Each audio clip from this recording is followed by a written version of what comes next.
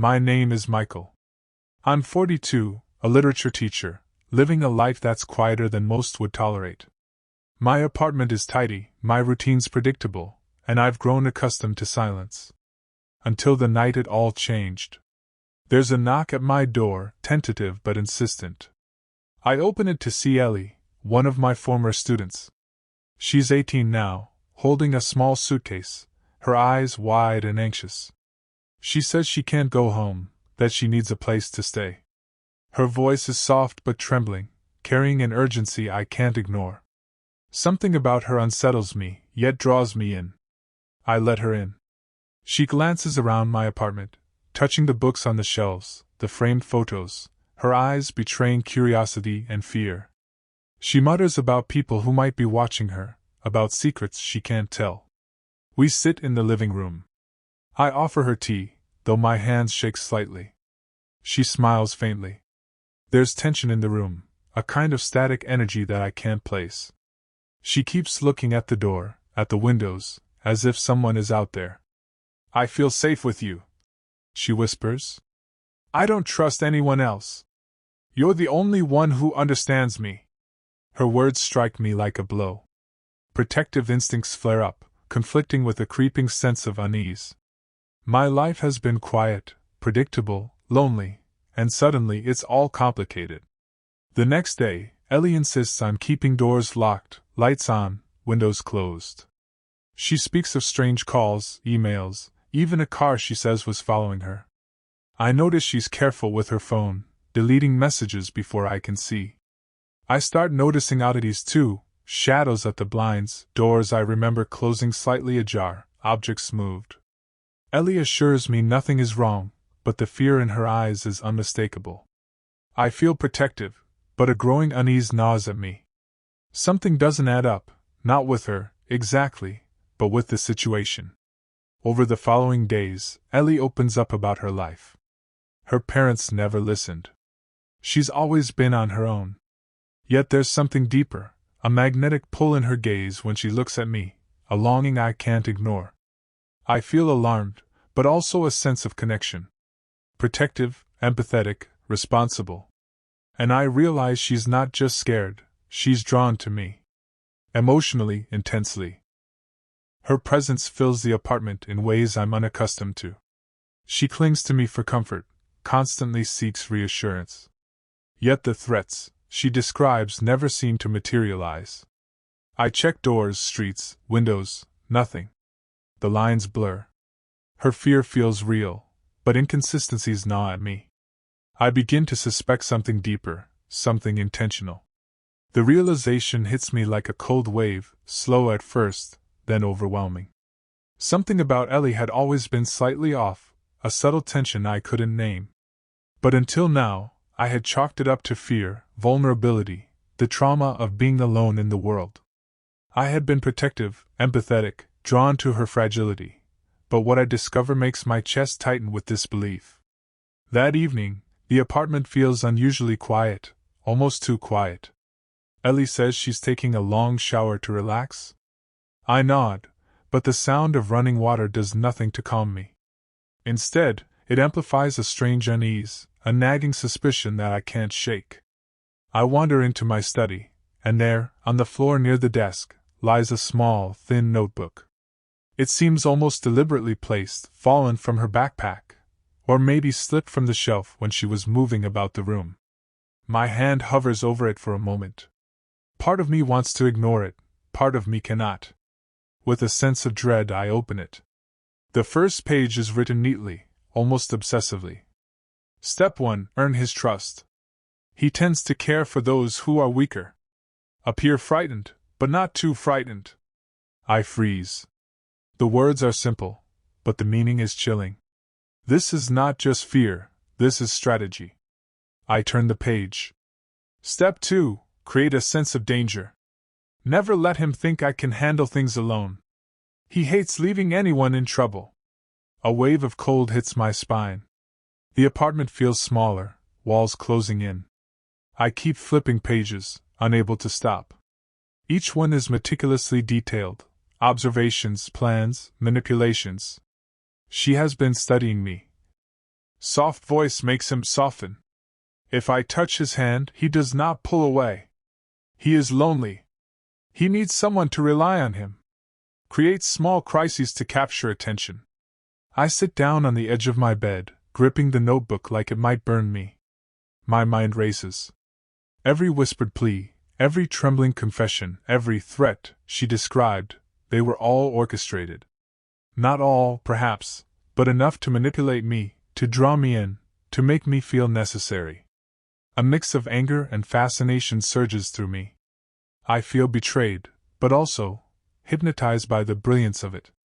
This is not mere childish attention-seeking, it is calculated, intentional. A puzzle of fear and affection designed to ensnare me. That night, Ellie emerges from the bathroom, towel wrapped around her, hair damp. She looks at me with the same anxious, vulnerable gaze that had always pulled at me.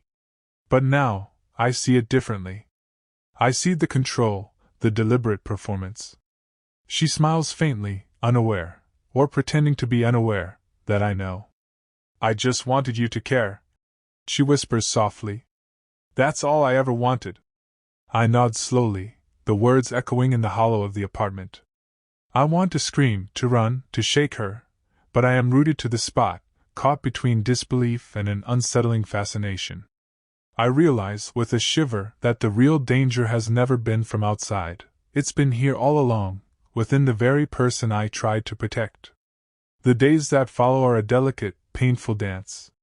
Every time I try to assert myself, to establish boundaries, Ellie shifts, subtle, almost imperceptible, but deliberate. Her gaze lingers too long. Her smile softens just enough to make my resolve waver. She becomes more dependent, more insistent, but always in ways that seem innocent at first. Michael, she whispers one evening, her voice trembling as she clings to my arm. I don't want to be alone. Not now. I feel a familiar tug, a protective instinct that refuses to let go. My chest tightens.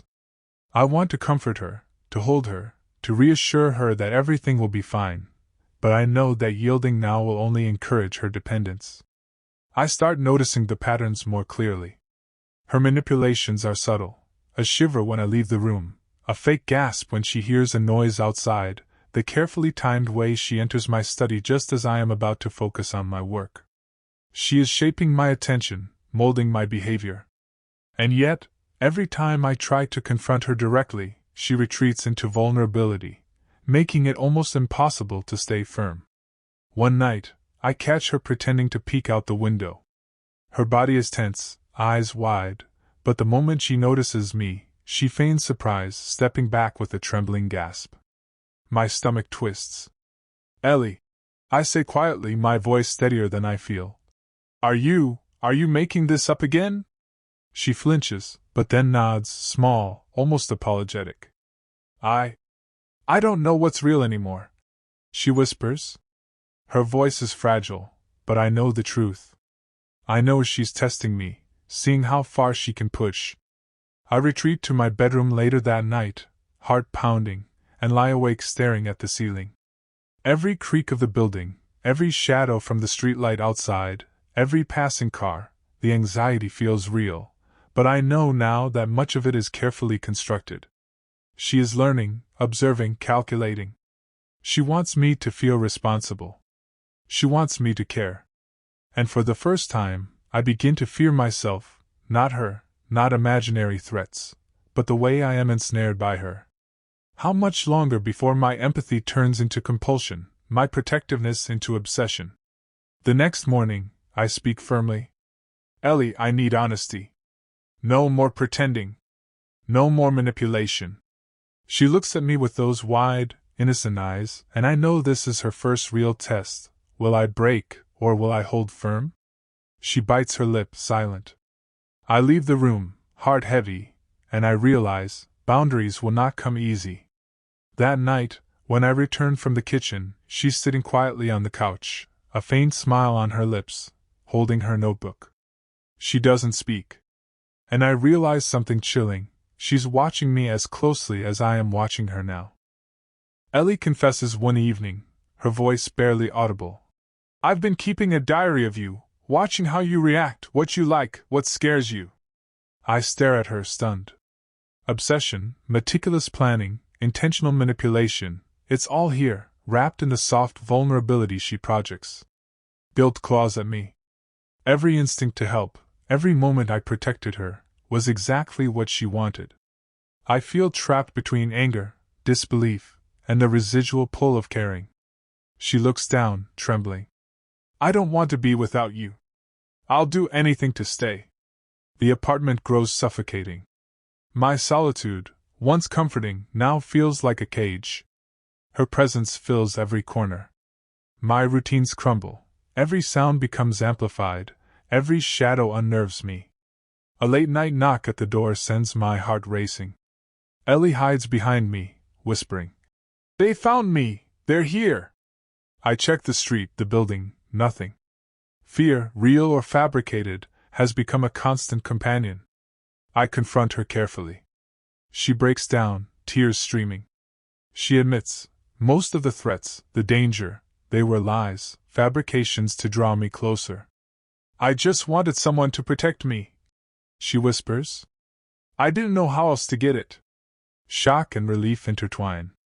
The danger was never outside, it was her way of controlling me, forcing care, creating dependence. I lie awake, processing the revelation. She is brilliant, manipulative, but deeply lonely. Anger mixes with guilt and fascination. That night, I wake to find her silently standing in the doorway, watching me sleep. Her presence is innocent and menacing at once. The pattern becomes clear. She creates crises to draw attention, forcing closeness. Loneliness has been her teacher, manipulation her tool.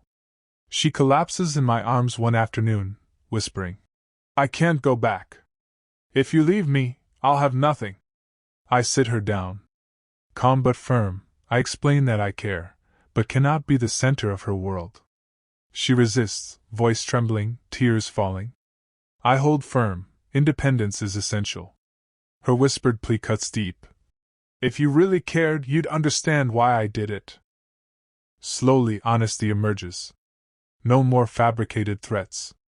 She shares her loneliness, fears, and ways she's learned to force people to notice her. "Will you stay with me, just until I feel safe?" she asks quietly. I nod cautiously, realizing trust can rebuild, but slowly, carefully. We redefine the relationship, platonic, supportive, safe. She begins therapy, learning boundaries, learning to rely on herself. One night, I watch her sleep peacefully for the first time. No tears. No hiding. She is finally safe. Weeks later, Ellie moves into her own apartment. Our meetings are occasional but healthy. I reflect on the past weeks, the fear, manipulation, emotional chaos, and realize, empathy is vital, but boundaries are essential. Loneliness can drive people to extremes, and recognizing manipulation early can save both the vulnerable and the compassionate.